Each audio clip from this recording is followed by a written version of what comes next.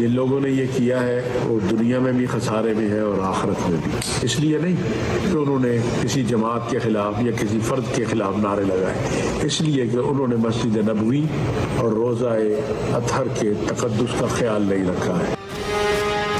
और आते साथ उन्होंने जो है अटैक कर दिया। टेबल पे साथ जो है लोग बैठे हुए थे, ख्वातीन भी बैठी हुई थी। मैं समझता हूँ कि इन चोरों का वक्त, ये जो हुकूमत इन्होंने करप्ट हुकूमत आई है, ये जो इम्पोर्टेड हुकूमत आई है, यहाँ पे बदमाशी कर रही है अवाम पे। अवाम इसका जवाब आप देखना किस तरह इनको देखे, हर जगह पे ये रुस्वा हो रहे हैं। अस्सलाम वालेकुम नाज़रीन, प्रोग्राम एक्सपर्ट पे मैं आपके साथ नबीला सिंधु पैनल का तारुफ करवा दूँ। पैनल में शामिल होंगे सलमान आबिद साहब, इम्तियाज़ गुल साहब और ब्रिगेडियर रिटायर्ड हारिस नवाज साहब। मुल्क में ख़तरनाक सियासी कल्चर परवान चढ़ने लगा है। सियासी मुखालफत ज़ाती दुश्मनी में तब्दील हो रही है। मस्जिद नबी सल्लल्लाहु अलैहि वसल्लम और हरम शरीफ में अफसोसनाक बल्कि शर्मनाक वाक़या देखने में आया। गुज़श्ता रोज़ एक मखसूस जमात के कारकुनों ने मस्जिद नबी सल्लल्लाहु अलैहि वसल्लम के दौरे के मौके पर मरियम औरंगज़ेब और शाहज़ैन बुगटी का घेराव किया, चोर चोर और गद्दार के नारे लगाए, गालम गलोच और बेहुदा अल्फाज का इस्तेमाल किया। मरियम औरंगज़ेब को हिरासा किया गया, शाहज़ैन बुगटी के बाल तक खींचे गए। सियासी जुनूनियों की इस हरकत से न सिर्फ मजहबी तक़द्दुस पामाल हुआ बल्कि दुनिया में पाकिस्तान की साख और तशख़्ख़ुस को भी मुतासर किया। शर्मनाक वाक़े पर सियासतदानों, उलमाए कराम, सेलिब्रिटीज़ और अवाम समेत हर तबका फ़िक्र के अफराद की जानिब से शदीद गम गुस्से का इजहार किया जा रहा है। लेकिन तहरीक इंसाफ के बाज़ रहनुमाओं की जानिब से मज़म्मत के बजाय इससे सियासी मकबूलियत और अवामी रद्द-ए-अमल का नाम दिया जा रहा है। इस वाक़े के बाद इस्लामाबाद में चंद नामालूम अफराद ने साबिक डिप्टी स्पीकर कौमी असम्बली कासिम सूरी पर हमला किया, हाथापाई की। इसी मुनासबत से पहला और बड़ा सवाल ये कि मुल्क में ख़तरनाक सियासी कल्चर कौम किस समत जा रही है। हम भी इस वाक़े के ऊपर जो मस्जिद नबी सल्लल्लाहु अलैहि वसल्लम पर हुआ पुरजोर मज़म्मत करते हैं। इस तरह के वाक़यात की किसी सूरत भी पजीराई नहीं बनती, हौसला अफजाई नहीं बनती, इसकी मज़म्मत की जानी चाहिए और इस पर माफ़ी मांगनी चाहिए। सलमान साहब, आपसे शुरू करेंगे कि ये जो कल्चर हम देख रहे हैं ये किस समझ जा रहा है? देखिए, जैसे आपने कहा कि ये काबिल मज़म्मत है। माजी में भी इस तरह के वाक़यात हुए और आज भी जो ये वाक़या हुआ है, यानी कल, इसकी जितनी भी मज़म्मत की जाए कम है। प्रॉब्लम यह है कि पाकिस्तान के अंदर और पाकिस्तान से बाहर एक जो क़ुव्वत बर्दाश्त है वो ख़त्म होती जा रही है। और ये जो लैक ऑफ पॉलिटिकल टॉलरेंस है, सियासी अदम बर्दाश्त जो बढ़ रहा है, ये ऊपर से लेकर निचली सतह तक, यानी क़यादत से लेकर नीचे कारकुनों तक, सियासी जमातों समेत मीडिया के अंदर और हमारे अहले दानिश के अंदर, उलमाए कराम के अंदर, आप जिस भी शोबे के अंदर जाएंगे आपको लगेगा कि लोगों के अंदर जो क़ुव्वत बर्दाश्त है, एक दूसरे के बारे में रवादारी का जो कल्चर है, एक दूसरे के बारे में जो एक्सेप्टेंस है, अपने ख़ास नुक्ता नज़र, नज़रियात, सोच और फ़िक्र के अलावा हम किसी की बात सुनने के लिए तैयार नहीं होते हैं। ये कल्चर बड़ी मुश्किल से, जिसे कहते हैं ना, अब इस तरह से सरायत कर चुका है कि हमें उसकी हर जगह उसकी शक्लें नज़र आ रही हैं। तो इसलिए मैं ये समझता हूँ कि ये मसला महज किसी एक जमात का या किसी एक वाक़े के साथ जोड़ने की बजाय एक कौम का इज्तिमाई मसला है। आपको पता है जो नेशनल एक्शन प्लान बना था 20 नुकाती 2014 में, उसके जो 20 नुकात थे उसके अंदर भी एक दो नुक्ते ऐसे थे जिसके अंदर हमें लोगों की ज़हनी आबियारी करनी थी, लोगों के अंदर क़ुव्वत बर्दाश्त, एक दूसरे के बारे में जिसे कहते हैं एक्सेप्टेंस का रवैया पैदा करना था। लेकिन ये चीज़ें हो नहीं पा रही। अच्छा, अब मैं ये बताऊँ, इसमें ख़ास तौर पे हमारी पॉलिटिकल लीडरशिप ख़ास तौर पे इसकी ज़िम्मेदार है। आपको याद है जब माजी में इमरान खान साहब के साथ ये वाक़या हुआ तो उस वक़्त मरियम नवाज़ ने इस तरह की ट्वीट की और उसे अवामी रद्द-ए-अमल का नाम दिया। आज जब यहाँ पर मुस्लिम लीग के कुछ लोगों के साथ या शाहज़ैन बुगटी के साथ हुआ है तो आपने देखा कि दूसरी पार्टी जो है इसको किस तरीके से रिएक्ट कर रही है। ये हमारा एक इज्तिमाई सियासी कल्चर है जिसकी वजह से हमारे यहाँ पोलराइजेशन जो है वो बहुत बढ़ गई है। और आप देखिए, ये जो सियासी नुक्ता नज़र में इख्तलाफ है, इसने एक शिद्दत पसंदी की शक्ल इख्तियार कर ली है, इसने ज़ाती दुश्मनी की शक्ल इख्तियार कर ली है और लगता ही है कि जो सियासी इख्तलाफ है वो एक दुश्मनी पर जो है ना वो चला गया है। इसलिए मैं समझता हूँ कि ये ख़तरनाक रुझान है, इसको हमारी सियासी क़यादत समेत हर तबके के लोगों को इसको लेना पड़ेगा। हमारे मीडिया टॉक शो के अंदर भी हम देखते हैं कि जो क़ुव्वत बर्दाश्त है, एक दूसरे से डायलॉग करने का जो कल्चर है वो कमज़ोर हुआ है। हर कोई अपनी बात थोपना चाहता है ताकत के ज़ोर पर, ऊँची आवाज़ में। तो मैं ये समझता हूँ कि इस मसले का जो हल है वो हमें पूरी कौम का जो एक इज्तिमाई बयानिया है उसको रिविजिट करना पड़ेगा कि क्या वजह है कि हम इस तरह की चीज़ों को, मसलन मुझे आज इमरान खान साहब ने मुल्तान कन्वेंशन में खिताब किया, बेहतर होता कि वो इस वाक़े की मजम्मत करते और कहते कि ख़ुद PTI के कारकुनों से भी अपील करते कि वो इस तरह के तौर तरीके या इस तरह के रवैये ना इख्तियार करें।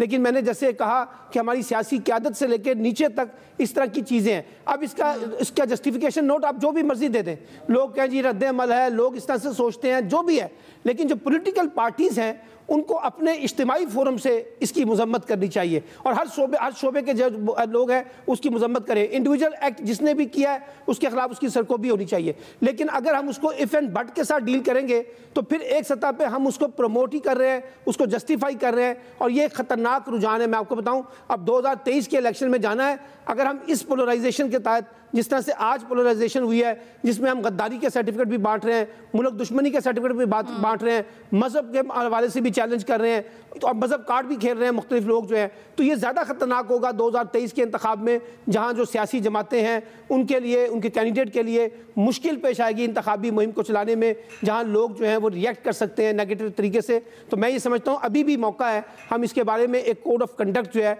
वो डेवलप करें और उसके मुताबिक आगे चलने की कोशिश करें ताकि इस तरह के वाक़यात दोबारा ना हो सकें। ठीक है, इम्तियाज़ गुल साहब भी हमें ज्वाइन कर चुके हैं। बहुत शुक्रिया इम्तियाज़ गुल साहब प्रोग्राम का हिस्सा बनने के लिए। आपसे ये जानना चाहेंगे कि हम देख रहे हैं अदम बर्दाश्त का जो रवैया है वो ख़त्म होता चला जा रहा है। इस तरह की सूरत हाल जो है वो हमें बार बार देखने को मिल रही है और यहाँ तक कि ये सूरत हाल मस्जिद नबी सल्लल्लाहु अलैहि वसल्लम तक जा पहुँची है।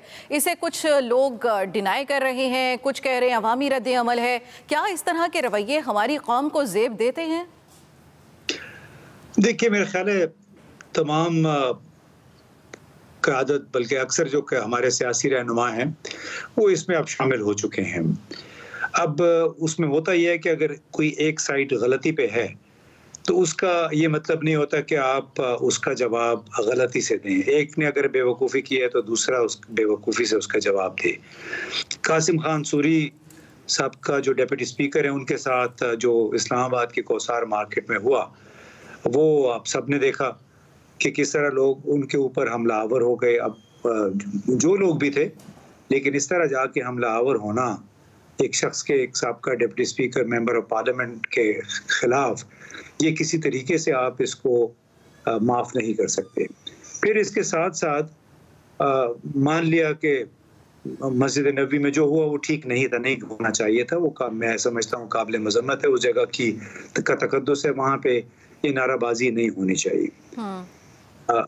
अगरचे जब स्पेशल एस्कॉर्ट के जरिए वहाँ पे इबादत या सैर होती है तो वो तो वैसे ही उसका तकद्दुस पामाल हो जाता है, क्योंकि वहाँ पे तो महमूद व अयाज कहते हैं एक हो जाते हैं उस मकाम पे, लेकिन खुसूसी दस्तों के ज़रिए वहाँ पे जब लोग इबादत करते हैं तो वो कॉन्सेप्ट मिट जाता है।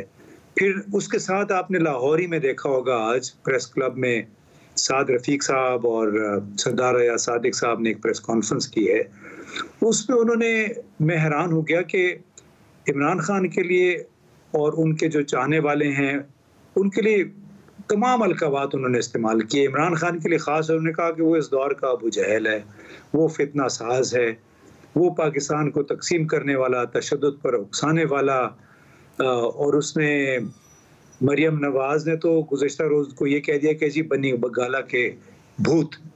तो अब अगर दोनों तरफ से इस तरह की अल्फाज की जंग जारी रहेगी तो वहाँ पे आप अपने वर्कर्स को, अपने जवान नस्ल को क्या मैसेज देंगे? यानी अगर किसी एक ने बेवकूफ़ी की, इसका मतलब है आप भी उसी बेवकूफ़ी से जवाब दें, तो किसी एक पार्टी को आप मुर्द इल्ज़ाम नहीं ठहरा सकते इस सूरत हाल में। तो इम्तियाज़ गुल साहब, फिर इस सारे रवैये का, ये जो हम वाक़यात देख रहे हैं, इसका ज़िम्मेदार कौन है? बहुत सी चीज़ें तो पार्टियां ये कह देती हैं कि ये रद्द अमल के तौर पर सामने आ रहा है, फिर अमल करने में पहल किसने की है? वो देखें, तो एक चेन रिएक्शन है, चला हुआ है। जब से इमरान खान मंजर आम पे आया है या PTI मंजर आम पे आई है तीसरी फोर्स के तौर पे, और चूँकि इमरान खान मुसलसल स्टेटस को की जो रिवायती हमारी पार्टियां थी, पीपल्स पार्टी और मुस्लिम लीग, उनके खिलाफ मुसलसल उन्होंने एक मखसूस रवैया अख्तियार किया हुआ। उनका बयानिया है, उसमें उन्होंने कई मरतबा ज़्यादती भी की है, गलत अल्फाज का इस्तेमाल किया है। तो इसके जवाब में फिर दूसरी तरफ से भी उसी किस्म की फायरिंग हो रही है, मुसलसल हो रही है, और मैंने ताज़ा तरीन मिसाल दी आपको, हालांकि सरदार अयाज सादिक साहब बड़े मंझे हुए, बड़े धीमे लहजे के सियासतदान हैं। उन्होंने आम तौर पे बड़ा वो वज़ादार इंसान है, लेकिन उन्होंने आज जो लब लहजा इस्तेमाल किया, मैं देख रहा था आप ही के टीवी पे उनकी प्रेस कॉन्फ्रेंस बराह रास्त आ रही थी, तो मुझे इस लिहाज से अफसोस भी हुआ कि आप अपने मुखालफिन को, अगर वो डीमन है, वो शैतान है, तो आप उसको खुद को भी उसी लेवल पे आप गिरा रहे हैं इस किस्म की हरकत कर। तो चेन, ये तो एक्शन रिएक्शन, अमल रद्द अमल हम मुसलसल देखते चले आ रहे हैं। और वो तो आप चाहे एन लीग है, चाहे पीपल्स पार्टी, उनके पुराने वीडियोस अपने बारे में भी एक दूसरे के बारे में उठा के देख लें, कुछ इसी किस्म की बातें रही हैं, कोई नई बात नहीं है। अच्छा इम्तियाज गुल साहब, ये जो मार कुटाई का सिलसिला शुरू हो गया, हमने देखा कि गुज़श्ता रात कोसार मार्केट में जो साबिक डिप्टी स्पीकर कासिम सूरी के साथ वाक़या पेश आता है, अगर इस तरह के ही वाक़यात होते रहे तो ये फिर आगे तो सूरत हाल ज़्यादा ख़राब नहीं हो जाएगी? अगर इलेक्शन कैंपेन में भी यही रवैया देखने को मिला तो फिर क्या देखेंगे हम? जी बिलाशुबा, इसका हम, मेरा ख्याल है, एक बहुत ख़तरनाक और नाजुक दौर की तरफ मूव कर रहे हैं। और उसमें ख़दशा इसी बात का है कि अगर आवाम के जज्बात, तीनों पार्टियों से ताल्लुक़ रखने वाले लोग, और ख़ास तौर पे अगर वो भड़कते रहे यूं ही अपने लीडरों की ज़बान की वजह से, उनके अंदाज़े तख़ातुब की वजह से, तो इलेक्शन से पहले ही यहाँ पे बड़ी धमाका खेज सूरत हाल पैदा हो सकती है। और बड़ा ज़रूरी है तमाम सियासी रहनुमाओं के लिए, भले उनका किसी भी पार्टी से ताल्लुक़ है, कि वो अपने लब लहजा को धीमा करें और एक मिसाल बन के लोगों की रहनुमाई करें, अपने वर्कर्स की रहनुमाई करें, नौजवान नस्ल की रहनुमाई करें, ताकि यहाँ पे खून खराबा कहीं ना हो जाए, मारपीट ना हो जाए। बहुत एक खतरनाक सूरत हाल बन सकती है। ठीक है इम्तियाज़ गुल साहब, आपसे एक और सवाल भी है। मैं सलमान आबिद साहब के सामने ये सवाल रखूंगी कि ये सूरत हाल अगर इसी तरह से रही तो ये तो ठीक बात नहीं है। इस सूरत हाल को, इन तमाम रवैयों को, ये मार कुटाई की सूरत हाल से बचने के लिए करना क्या होगा? इसके तदारुक के लिए क्या मुनासिब रवैया है और कौन पहल करेगा इसमें? देखिए, बुनियादी तौर पर तो सियासी क़यादत को खुद इसके ऊपर पहल करनी चाहिए। तमाम बड़ी सियासी जमातें, छोटी जमातें, मजहबी जमातें, उनको अपने आप को एक रोल मॉडल के तौर पे लाना पड़ेगा। और अगर कोई पॉलिटिकल वर्कर या कोई पॉलिटिकल, जैसे आज अभी इम्तियाज़ गुल साहब ने मिसाल दी है ख्वाजा साद रफ़ीक साहब की और सरदार अयाज सादिक साहब की, तो पार्टी लीडरशिप को चाहिए कि वो उनकी सरकोबी करें, कि वो ऐसे अल्फाज का चुनाव ना करें जिससे तशद्दुद या जो शिद्दत पसंदी है वो उभरे, और फिर उसके जवाब में जो है ना, वहाँ से भी उसी तरह के जवाबात आएँ जो रिएक्शन पैदा करें और एक दूसरे में इश्तियाल को दिलाएँ। अब प्रॉब्लम यह है कि हमारी जो सियासी क़यादतें हैं वो खुद इंजॉय करती हैं इस तरह की बयानबाजी के साथ। वो अपने वर्करों को मुतमईन करने के लिए, अपने वर्करों के अंदर को चार्ज करने के लिए खुद प्रवोक करते हैं कि आप इस तरह के बयानात दें, एक दूसरे पे इल्ज़ामात लगाएं, एक दूसरे की पर कैरेक्टर असैसिनेशन करें, किरदार कुशी करें। तो ये हमारी पॉलिटिकल लीडरशिप का एक मजमूई एटीट्यूड है। अभी देखिए, हम तो आज की बात कर रहे हैं ना, बहुत से लोग ये कहते हैं कि ये इमरान खान फिनोमेना है जिसकी वजह से ये चीज़ें उभरी हैं। ज़रा 70s की पॉलिटिक्स में जाएँ ना, जो कौमी इत्तेहाद की तहरीक थी 9 सितारों वाली, उस वक्त, और भट्टो साहब और उनके मुखालफिन के दरमियान जो कुछ हुआ, उस वक्त सोशल मीडिया नहीं था तो हमें नज़र नहीं आता। वहाँ पे भी हमने ये तमाम कल्चर देखा हुआ है। उसके बाद फिर 90s की पॉलिटिक्स में हमने जो एंटी भट्टो और प्रो पीपल्स पार्टी यानी बेनज़ीर भट्टो और नवाज शरीफ के दरमियान जो पॉलिटिक्स IGI की शक्ल में आई, वो हमने शक्लें देखी हैं और वो काफ़ी ख़तरनाक थी। और उसके बाद फिर 2000 के बाद एक सोशल मीडिया, प्राइवेट मीडिया आया तो हम इसकी शक्लें देख रहे हैं। तो ये इशू, जैसे इम्तियाज़ साहब ने भी कहा, कि कोई आज का इशू नहीं है, हर दौर में रहा है। अब क्योंकि मीडिया इतना आज़ाद हो गया है, सोशल मीडिया इतना आज़ाद हो गया है, तो चीज़ें हमें बहुत ज़्यादा फ्लेयर होकर सामने आ रही हैं। मसला सिर्फ यह है कि हमारी सियासी जमातों का जो दाखिली निज़ाम है उसमें खुद एहतसाबी का कोई निज़ाम नहीं है। सियासी जमातें कोई अकाउंटेबिलिटी के निज़ाम को नहीं लेके आती। जो मर्जी जितनी बड़ी ऊंची बात करता है वो अपनी पार्टी को खुश करने के लिए दूसरों पर जो है ना इल्ज़ामात लगाता है, और ये हर जमात के अंदर है। कहीं हमने नहीं देखा कि पार्टी क़यादत ने उन लोगों को निकाला हो। अब अगर मरियम नवाज साहब खुद इस तरह का लहजा इख्तियार करें, इमरान खान साहब इख्तियार करें, शहबाज शरीफ साहब क्या कुछ नहीं कहते रहे जरदारी के बारे में, पीपल्स पार्टी वाले क्या कुछ नवाज शरीफ साहब के बारे में क्या कुछ नहीं कहते रहे, फजलुर रहमान क्या कहते रहे, MQM की क़यादत एक ज़माने में मुस्लिम लीग नून के बारे में क्या कहती रही है। तो ये सारी बातें हमारे रिकॉर्ड का हिस्सा हैं। अब दुरुस्तगी के लिए जो है ना, मैं आपको फिर बता रहा हूं कि जब तक सियासी जमातें खुद जिम्मेदारी का मुजाहरा करके एक कोड ऑफ कंडक्ट नहीं बनाएंगी तब तक तो ये बात नहीं चलेगी, एक बात। और दूसरी बात यह है कि हमारे मीडिया के अंदर से हमारे जो ओपिनियन मेकर हैं वहां से अकाउंटेबिलिटी होनी चाहिए इन पार्टी लीडरशिप की। हम तो अपने टॉक शो के अंदर इस तरह के लोगों को प्रोवोक करते हैं, उनको मोटिवेट करते हैं कि वो इस तरह की इश्तियाल अंगेजी करें, जो कि गलत है। इसी तरीके से हमारे एकेडमिक्स के अंदर मैं देख रहा हूं जो पढ़े लिखे PhD टीचर्स हैं, वहां जाके अगर आप उनकी डिबेट देखें, उनका मुकालमा देखें, तो वहां पे भी हमें यही कल्चर नजर आता है कि एक दूसरे पे अपनी राय मुसल्लत करना।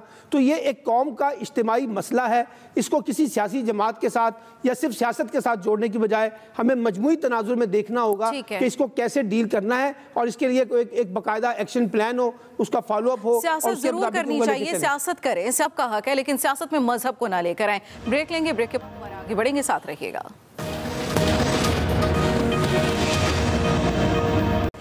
वेलकम बैक नाज़रीन। हम बात कर रहे थे कि अदम बर्दाश्त के रवैये इस कौम को किस समत की तरफ लेकर जा रहे हैं। ब्रिगेडियर रिटायर्ड हारिस नवाज साहब भी हमें ज्वाइन कर चुके हैं। ब्रिगेडियर साहब, आपसे ये जानना चाहेंगे कि ये जो रवैया हम देख रहे हैं हमारी कौम का, हमारी सियासत का, ये हमारी कौम को मजमूई तौर पर किस समत की तरफ लेकर जा रहा है?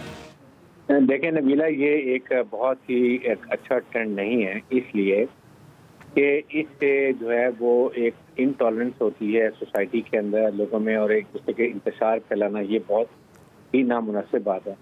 खासतौर पे जिस तरीके से खाना वो वहाँ पर मस्जिद नबी की बात है, ये तो हर एक मेरे ख्याल में मुसलमान इसकी मजम्मत करेगा। इसलिए ख़ास तौर पे कि इवन बाहर का जो हिस्सा है वो के अंदर, वो भी हरम शरीफ के अंदर आता है, और इसमें सवाए इबादत के रसूल अकरम सल्लल्लाहु अलैहि वसल्लम की तारीफ के, दरूद के और कोई चीज़ नहीं होनी चाहिए। बिल्कुल। और आई एम श्योर कि इसके अंदर, बल्कि मुझे तो ये भी कि जो क़यादत है, चाहे वो PTI की, उनको भी इसकी मजम्मत करनी चाहिए, लोगों को तलकीन करनी चाहिए कि इबादत गाहों के अंदर बिल्कुल कोई सियासी बात नहीं होनी चाहिए। और ये एक मेरे ख्याल में दुनिया में इसका गलत इंप्रेशन गया होगा, सऊदी हुकूमत में भी गया होगा। फिर हमारे जो पाकिस्तानी पकड़े गए हैं वहाँ पर, अब उनके लिए देखना सफारत खाना होता है अपने लोगों की मदद करने के लिए। अब वो किस मुंह से जा कहेंगे जी कि इनको आप छोड़ दें, इनको बचा लें, इन्होंने गलत किया है, वो किया, तो ये सारी चीज़ों को देखा जाए अम्बेसी के लिए भी एम्बेरसमेंट हो जाती है। आई थिंक इस पर तो कोई भी मुसलमान जो इसकी हमायत नहीं करेगा, ना करनी चाहिए। और साथ ही साथ ये हमारी सीनियर लीडरशिप तमाम पार्टी की कोई ऐसी बात नहीं करनी चाहिए जिससे इंतशार पैदा हो, खून खराबे की बात हो, कानून को हाथ में लिया जाए। ये चीज़ों को ये हम देखेंगे अब कुछ 1-2 साल से ये शुरू हो चुका है, और हम इसको बड़ा खुश समझते हैं कि जितना हम एक दूसरे को क्रिटिसाइज करते हैं, लोगों इंस्टिगेट करते हैं, और वो फिर उसके बाद जो वो नारेबाजी लगाते हैं, लगवाई जाते हैं। इसमें आई वुड से कि PMLN हो या PTI हो, दोनों से तो मैंने देखा है ये ट्रेंड है, और इसको इल्ज़ाम तराशी की जानी, गलत इस्तेमाल करने, इसको हमें अवॉइड करना चाहिए।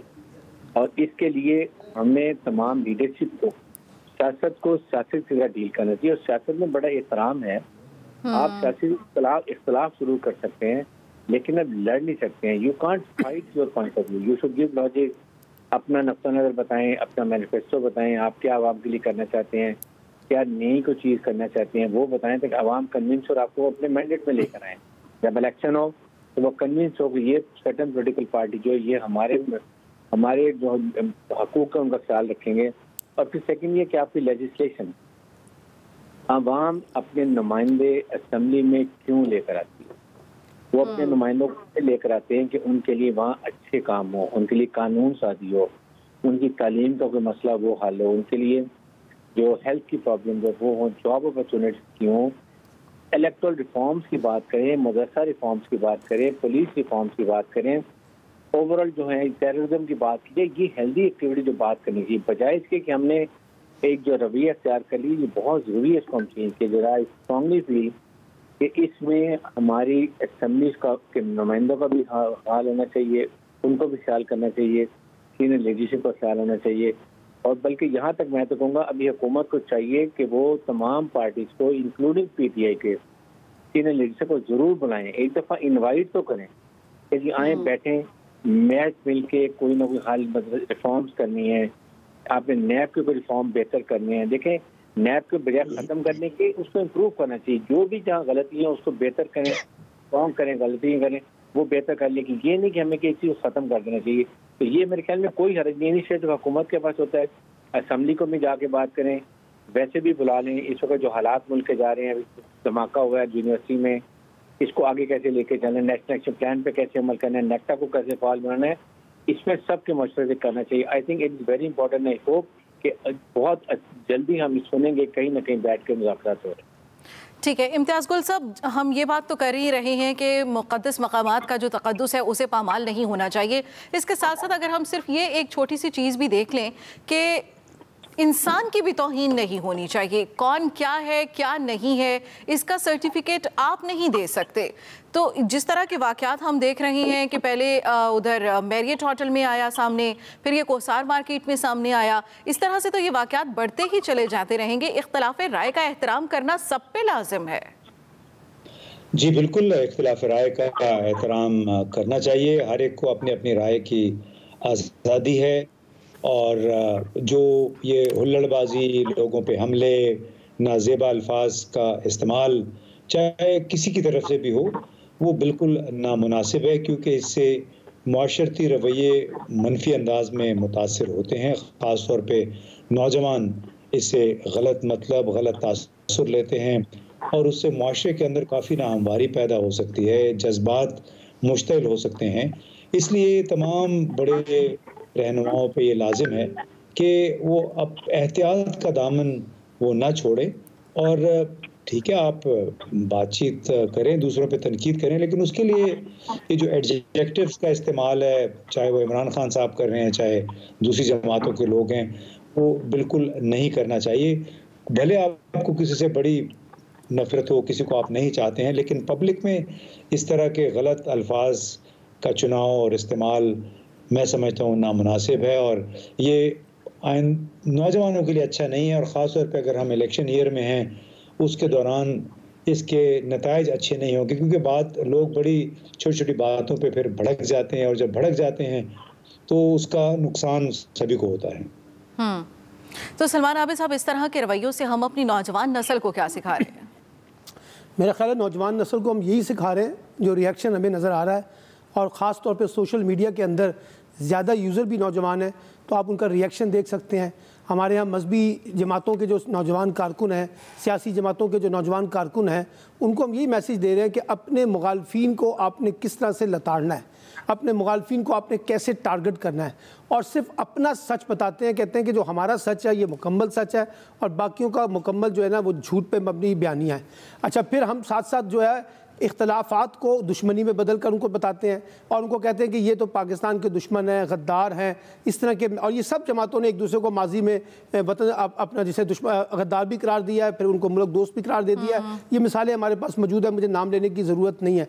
तो हमने तो नई नस्ल को अकली बुनियादों पर, शऊरी बुनियादों पर उनका सियासी और समाजी शऊर उजागर करने की बजाय उनके अंदर जज्बातियत की बुनियाद पे, चाहे वो लसानी बुनियादों पर हमने किया, चाहे वो हमने मजहबी बुनियादों पर, फ़िरका वाराना बुनियादों पर किया, चाहे हमने सियासी बुनियादों पर जो पोलराइजेशन अब देखने को मिल रही है वो हम देख रहे हैं। तो ये तो बाकायदा हम अपनी नई नस्ल को पैगाम ये दे रहे हैं ना, जिसका रिएक्शन हम इस वक्त गालम गलोच के कॉन्टेक्स्ट में देख रहे हैं। और हर बंदा या हर नौजवान जो है वो इफ़ एंड बट, अब इसमें सिर्फ लड़के नहीं शामिल।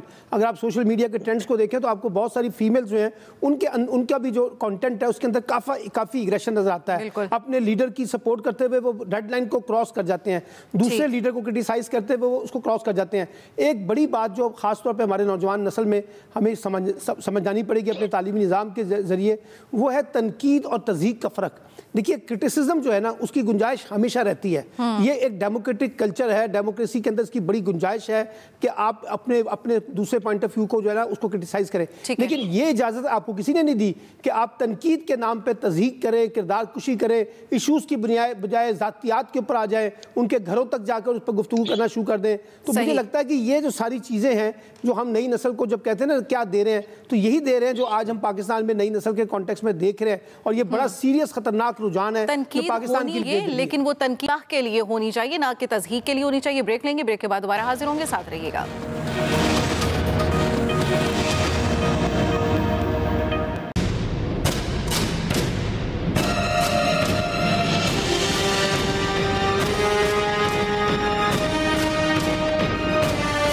फ्रीज़र चल रहा है, ना मशीनें चल रही, कीमा नहीं बन रहा। जो अभी कस्टमर हजरात आते हैं हमारे से बहुत ज़्यादा बदतमीजी करते हैं, जो कि नाकाबिले बर्दाश्त है, और सिर्फ लोड शेडिंग की वजह से। के अंदर रमजानों के अंदर लाइटें बंद कर रहे हैं। लोड शेडिंग का तो ऐसा है कि सहरी के टाइम, इफ्तारी के टाइम लाइट चली जाती है।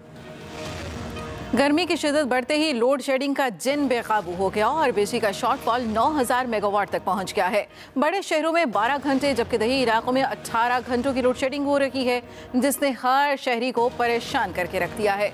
जबकि रोजेदारों को सहरो अफ्तार में शदीद मुश्किलात का सामना करना पड़ रहा है। वज़ीर आज़म शहबाज शरीफ ने 1 मई से लोड शेडिंग मुकम्मल करने की हिदायत कर रखी है, लेकिन वफाकी वज़ीर तवानाई खुर्रम दस्तगीर ने हालिया बिजली बहरान की जिम्मेदारी साबिक़ हुकूमत पर डालते हुए दावा किया आइंदा 10 दिनों में बिजली की लोड शेडिंग में वाज़ेह कमी आएगी।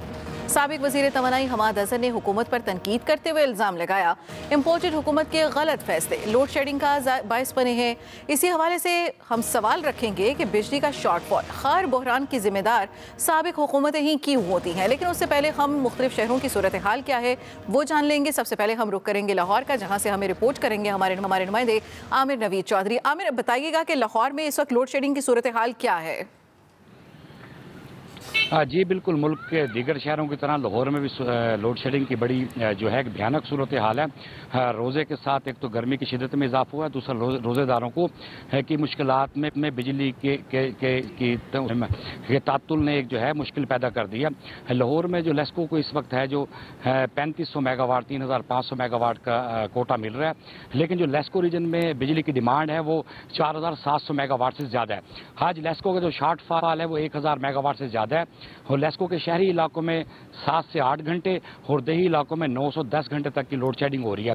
लोड शेडिंग की वजह से जहां एक तरफ दुकानदारों को मुश्किलात का सामना है, तो दूसरी तरफ शहरियों के साथ साथ पानी की कमी भी है। वासा के जो है ट्यूबवेल्स नहीं पर चल पा रहे, तो बिजली बंद है, पानी बंद है। ऐसे में रोजेदारों के लिए अच्छा आमिर, की लोड शेडिंग की वजह क्या बताई जा रही है? एकदम से ये बिजली का बहरान क्यों पैदा हो गया है? जी बिल्कुल नबीला, इसमें सूरत हाल ये है कि एनपीसीसी जो है मुल्क की सतह पर पावर डिस्ट्रीब्यूशन का एक जिम्मेदार इदारा है, जिसने नेशनल ग्रिड से बिजली लेके मुख्तलिफ डिस्ट्रीब्यूशन कंपनियों को देनी होती है। तो नेशनल ग्रिड से जितनी बिजली पैदा होती है उसी हिसाब से एनपीसीसी मुख्तलिफ डिस्कोज का कोटा मुख्तस करता है।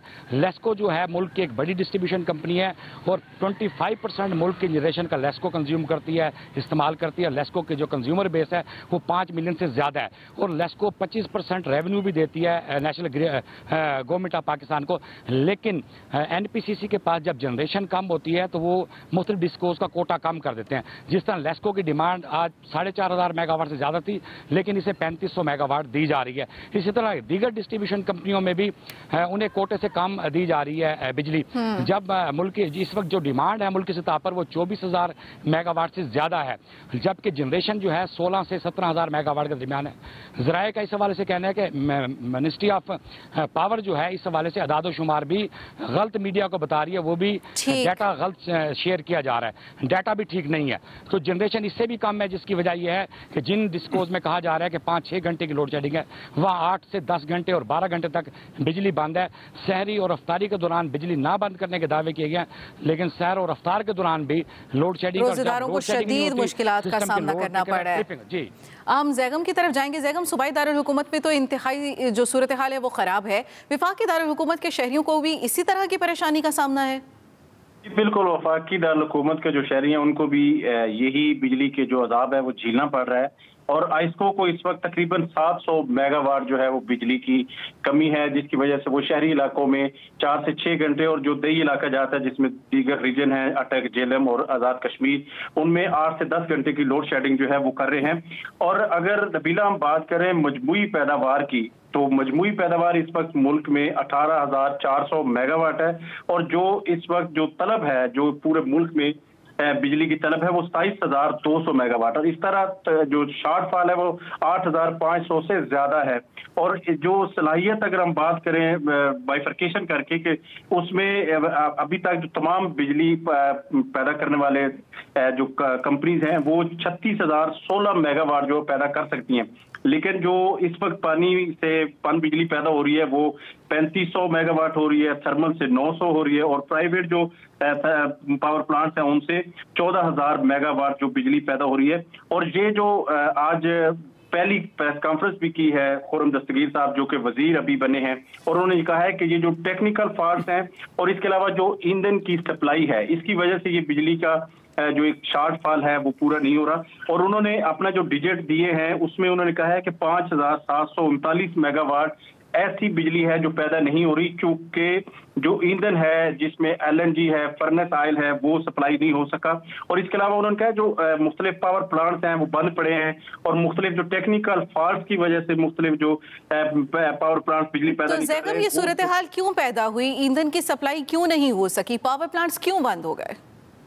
देखें, LNG एक बड़ा सोर्स था और LNG के जो पावर प्लांट थे वो 13 दिसंबर 2021 से जो है वो पावर प्लांट जो है वो बंद पड़े हैं। LNG की जो खरीदारी नहीं हो सकी, लेकिन अभी उन्होंने जो अपना बताया है कि जो वज़ीर-ए-आज़म ने 1 मई से कहा है कि लोड शेडिंग कम होगी, लेकिन खुर्रम दस्तगीर साहब ने आज जो प्रेस कॉन्फ्रेंस की उन्होंने कहा कि ये 10 दिन में वाज़ेह कमी आएगी, लेकिन जीरो लोड शेडिंग का उन्होंने आज भी दावा नहीं किया। उन्होंने ये कहा है कि अगर इसको हम दर्जा इसको आगे लेके जाएंगे और कोशिश करेंगे कि जो 9 मई को जब दोबारा ईद के बाद छुट्टियों के बाद इदारे खुलेंगे, इंडस्ट्रीज खुलेगी, उस वक्त 50% कम अज कम हम जो है वो लोड शेडिंग पर काबू पा लेंगे।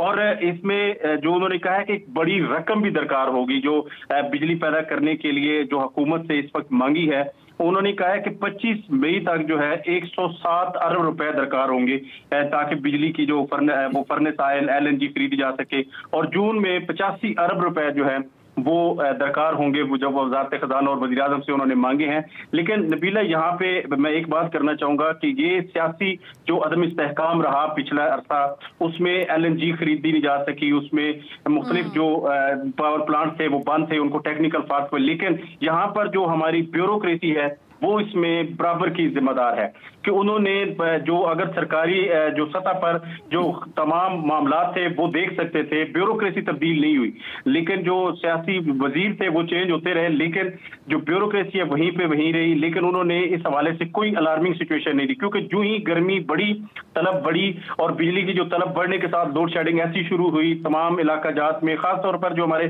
दही इलाका जात है उनमें तो बुरी हालत है। वहाँ पे जो हाई लाइसेंस वाले इदारे हैं जो इलाका जाता है उनमें 16 से 18 घंटे लोड शेडिंग हो रही है, और जो दही इलाका जाता है उनमें 14 से 15 घंटे जो लोड शेडिंग हो रही है और शहरी परेशान हो रहे हैं। ठीक है ब्रिगेडियर साहब, सूरत हाल हम सारे ही जान चुके हैं कि दही इलाकों की क्या सूरत हाल है, शहरी इलाकों की क्या सूरत हाल है। हमेशा यही देखने में क्यों आता है कि साबिका हुकूमतों के ऊपर ही क्यों तमाम का तमाम मलबा डाल दिया जाता है, जबकि जाने से पहले PTI हुकूमत ये दावा भी कर रही थी कि बहुत वाफर मिकदार में बिजली जो है वो हम सेव करके जा रहे हैं। देखें, उस दिन हमाद अजहर ने बात की है, वो भी बता रहे थे कि सब कुछ मौजूद है। मुझे ये लगता है कि ये ऑयल कंपनी जो हैं ये अपने ऑयल की होर्डिंग कर रही हैं, क्योंकि जिस वक्त ये वो बताया गया कि ये डीजल और पेट्रोल की प्राइस बढ़ा ली जाएगी, जब वहाँ पर गए हुए थे मुफ्ती इस्माइल IMF वर्ल्ड बैंक से बात करने के लिए, तो मुझे उस वक्त था कि 15 तारीख से बढ़ेंगी प्राइस, लोगों ने होर्डिंग शुरू की। फिर पता चला नहीं, अभी नहीं कर रहे, 1 मई को कर रहे हैं। और 50 रुपए के करीब जो टीवी मैंने खबरें सुनी हुई थी कि डीजल होगा, 21-22 पेट्रोल होगा।